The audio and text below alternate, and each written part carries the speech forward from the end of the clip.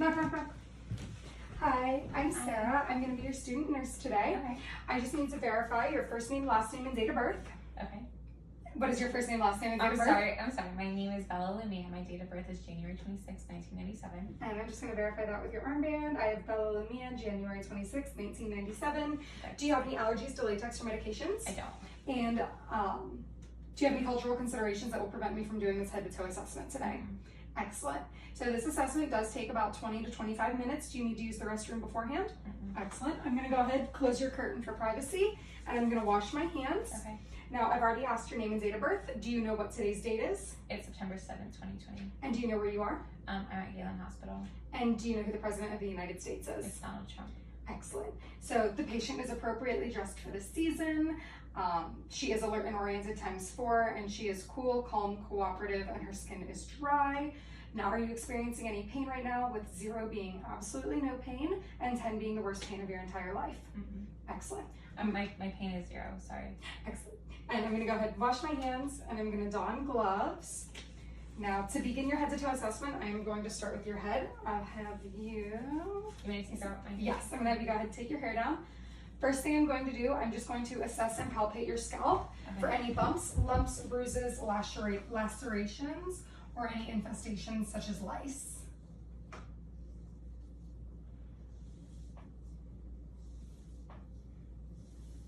Excellent, that looks good. The head is the appropriate shape and size, the face is symmetrical, and eyebrows and eyelashes are intact. Okay. And I'll have you go ahead and come sit right here on the edge of the bed for me.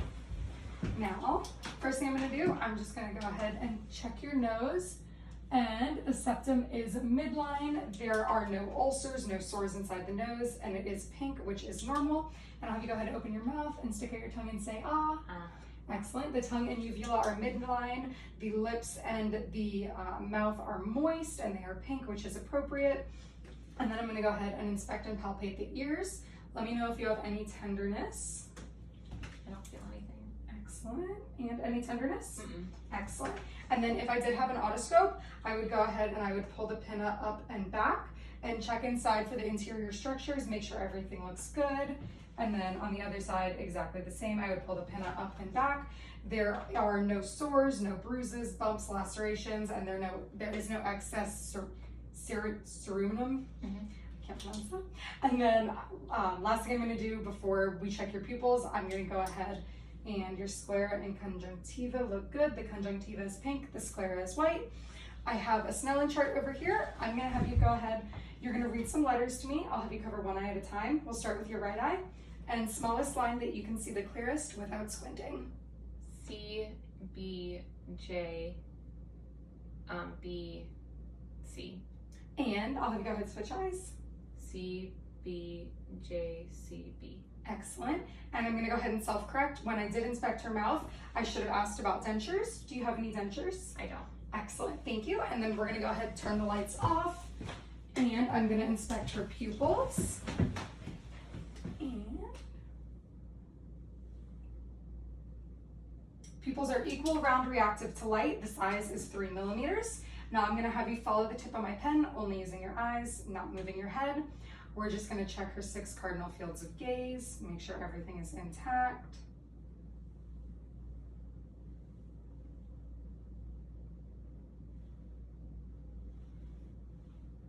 And excellent, the eye muscles are working well and her eyes do accommodate. I'm going to go ahead and turn the lights back on. And I'm going to go ahead and self-correct one more time. I'm going to palpate the frontal and maxillary sinuses. And then I'm going to go ahead and palpate the lymph nodes as well. Let me know, we're going to palpate for any tenderness. Let me know if you feel any pain or discomfort. So we have the preauricular, postauricular, occipital, jugular digastric, submandibular, submental, and then we have the deep cervical, the superficial cervical, posterior cervical, and the supraclavicular. And then I'll have you go ahead and raise your arms for me. And we have, perfect, and the axillary, axillary, axillary, and the epitrochlear. Excellent. And now I'm just going to check for jugular venous distension. I'll have you go ahead, turn your head that way for me. And the jugular vein is not distended. And then while I'm over here, I'm also going to check your carotid artery for a pulse. And you, of course, don't want to occlude both arteries at the same time because your patient will pass out. Typically, this is done for 1 minute, but due to time constraints, I'm only going to do it for 30 seconds. On that side, I got 70, and jugular vein is not distended. And then carotid artery pulse is also 70. So now I'm just going to go ahead and palpate the trachea, make sure that it is midline. The suprasternal notch is right there, and then the angle of Louis is right there, and I'll have you go ahead, and coastal angle is right there, and it is at 90 degrees. Okay, and now I'm just going to assess your lung sounds.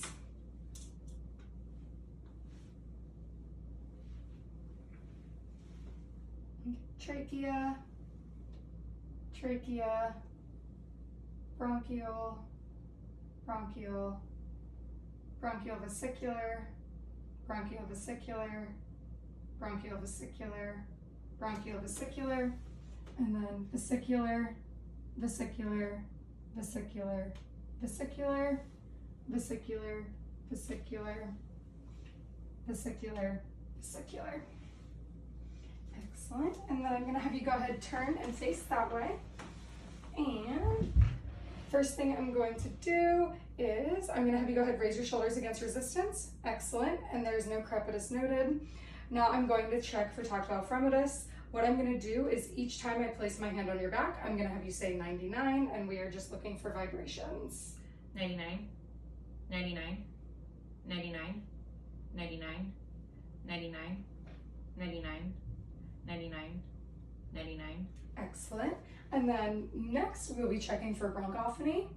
And each time that you feel my stethoscope on your back, I'm going to have you go ahead and say 99. Okay. 99, 99, 99, 99, 99, 99, 99, 99. Excellent. And then next we're going to check for egophony. So each time that you feel my stethoscope on your back, I'm going to have you go ahead and say E. E, E, E, E, E, E, E, E. Excellent. And last, I'm going to check for, I'm blanking. Pectoriliquy. Oh my gosh, I'm blanking. 1, 2, 3. Pectoriliquy? Yeah. Okay. And then last, we're going to check for pectoriliquy. I'm going to have you whisper 1, 2, 3 each time that you feel my stethoscope on your back. Okay. 1, 2, 3. 1, 2, 3. 1, 2, 3. 1, 2, 3. 1, 2, 3. 1, 2, 3. Excellent. Okay. And each time the sounds were muffled, which is good, that is normal. I'm going to have you go ahead, face me. And now I'm just going to listen to your heart sounds. So, with the heart sounds, we're going to start on the right second intercostal space. We are going to listen to her aortic. Pulmonic is on the second right intercostal space. Herb's point is going to be on the third right intercostal, sorry, my apologies, third left intercostal space. And then at the fourth intercostal space, we have the tricuspid. And then at the fifth intercostal space, at the midclavicular line, is going to be the mitral. Excellent. And then that was all with the bell of the stethoscope. Now I will be with the diaphragm of the stethoscope. Now I will be listening with the bell of the stethoscope for any murmurs. And I will also be assessing her apical pulse as well. Now, typically you would assess at each spot for murmurs, but due to time constraints of the CPE, we will only be assessing at the mitral area.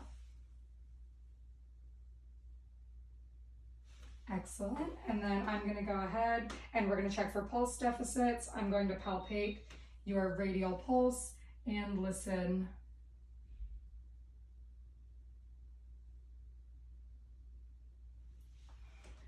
and there are no deficits noted. And last, I'm just gonna go ahead and assess her respirations. So I'm gonna have you go ahead, breathe normally typically we do this for 1 full minute, but due to the time constraints of the CPE, we're only gonna do this for 30 seconds. And the chest is rising and falling, or the thoracic cage is rising and falling equally. She is breathing at a rate of 14 respirations per minute, and the thoracic cage does have a ratio of 1 to 2, and there are no signs of a barrel chest. So everything looks good and normal. And I did want to go ahead and self-correct. I did forget to mention earlier when I was assessing the apical pulse, I know I did state that it was normal. I believe I forgot to mention that it was 70 beats per minute, and there were normal S1 and S2 sounds with no murmurs. And I'm gonna have you go ahead and lay down, and we'll continue with the abdominal portion of this assessment. Now, with the abdominal assessment, the first thing you wanna do is we do want to inspect, make sure that the abdomen is flat, non-distended, and look for any signs of an aortic aneurysm. If there are signs and symptoms of that, you would wanna go ahead and call the primary healthcare provider, as that would be an emergency situation. So we inspect. Now I'm going to go ahead and auscultate the 4 regions.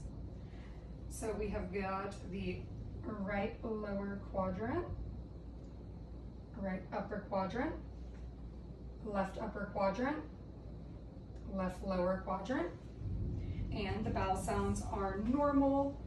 Now that we've auscultated, I'm going to go ahead and palpate the 9 regions. I have the right hypochondriac, epigastric, left hypochondriac, left lumbar, umbilical, right lumbar, right inguinal, right hypogastric, left inguinal, and then I'm going to go ahead and palpate the bladder for any distension. Now, do you have any pain when you are urinating? And you are urinating on a frequent schedule? Excellent. And because my patient is a woman, I'm going to ask, when was your last menstrual period? It was 2 weeks ago. And how many days? 5 days. Excellent. And do you do a self-breast exam? Yes. Excellent. How often? Once a month. And that is the recommended frequency. If my patient was a male, then I would ask him about a self-testicular exam, which should also be performed once a month while in the shower. Now that we have finished the abdominal assessment, I'm going to go ahead, wash my hands for hand hygiene, and don new gloves. Now I will be assessing her femoral pulse as well as her inguinal lymph nodes. Now, typically in the hospital, we would have the patient pull up their gown for this assessment, but for the purpose of this CPE, we will not be doing so. Begin with her femoral pulse. Typically, we would take the pulse for a full 60 seconds, but for the sake of this CPE, we will only be doing 30, and it is 70 beats per minute and 2+. And then while I palpate your lymph nodes, let me know if there's any pain or tenderness. Okay. So we have got the deep inguinal lymph nodes and the superficial inguinal lymph nodes. Any discomfort or pain? Nope. Excellent. And then her popliteal pulse. And that is 70 beats per minute, 2+, and the posterior tibialis, which is also 70 beats per minute and 2+. Now I'm going to go ahead and remove the gloves, and I will assess her legs for any signs of bruising, edema, lacerations, any lumps or bumps, and everything looks normal. I'll assess her feet for temperature, which is normal. And then I'm going to go ahead and I'm going to check her dorsiflexion and plantar flexion. So I'm going to go ahead and have you press your feet against my hands like you're accelerating. Excellent. And point your toes up towards your head. Excellent. And if she didn't have toenail polish on, then I would be able to assess capillary refill. I would assess each toe individually and ensure that the nail beds have a refill time of less than 3 seconds. And then I'm going to go ahead and have you close your eyes, and I'm going to touch one toe on each foot. And I just need for you to tell me which toe I'm touching and which foot. Right, so that is my left big toe. Excellent. And that is my right like pinky toe. Excellent. Now I'm going to go ahead and I'm going to have you flip over really quick. I'm just going to assess her back and sacrum, make sure that there is no bruising, lacerations, any edema, no secretions or anything like that. Everything looks normal. There's no sign of bed sores. You can roll back over. And then now, before I have you sit up, just to check for orthostatic hypotension, I'm going to go ahead and we are going to take her radial pulse, which is 70 beats per minute. I'm going to have you go ahead and sit up for me. And are you feeling dizzy at all? Mm-mm. Excellent. I'm going to take your radial pulse one more time,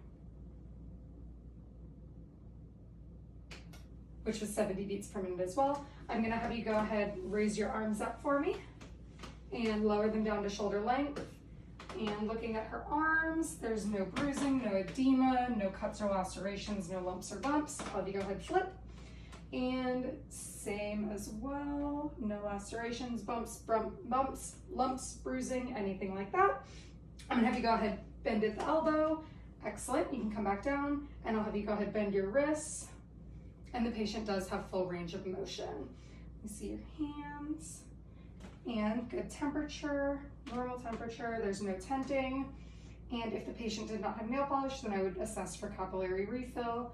I would assess each finger and ensure that the nail beds do have a capillary refill time of less than 3 seconds. And looking at her nails, the angle is 160 degrees, so that is showing no signs of clubbing. Now I'm gonna go ahead and have you flip, and we're going to assess both radial pulses, which are 70 beats per minute, 2+, each ulnar pulse, which is 70 beats per minute, 2+. I'll have you extend a little bit. And then we're gonna go brachial. And those are both 70 beats per minute and 2+ as well. So now I'm just going to go ahead and assess her reflexes. So we'll start with her tricep reflex, bicep reflex, brachial reflex, and I can't remember the one, brachial radialis, and brachial radialis, excellent, and then brachial radialis, brachial, and triceps, biceps, excellent. So last thing I'm going to do before I have her stand up, I'm just going to go ahead and assess her radial pulse one more time. Excellent. Oh, don't stand up yet. And it's at 70 beats per minute. I'm going to have her go ahead and put on her safety socks. And while she's doing that, I'm going to ensure that the bed is in the lowest position and it is locked for safety.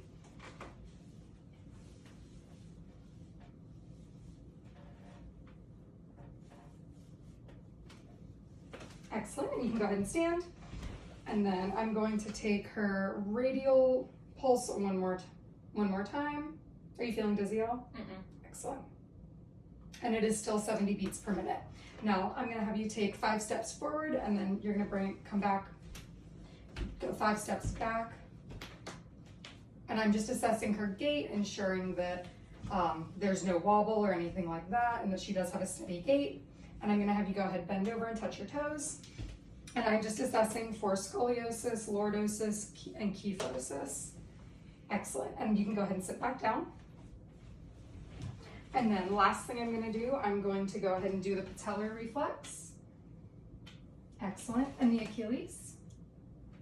Excellent, and you can go ahead and lay back down. Now your bed is already in the lowest and locked position. I have 2 or 3 side rails up, depending on your preference. Here is your call light.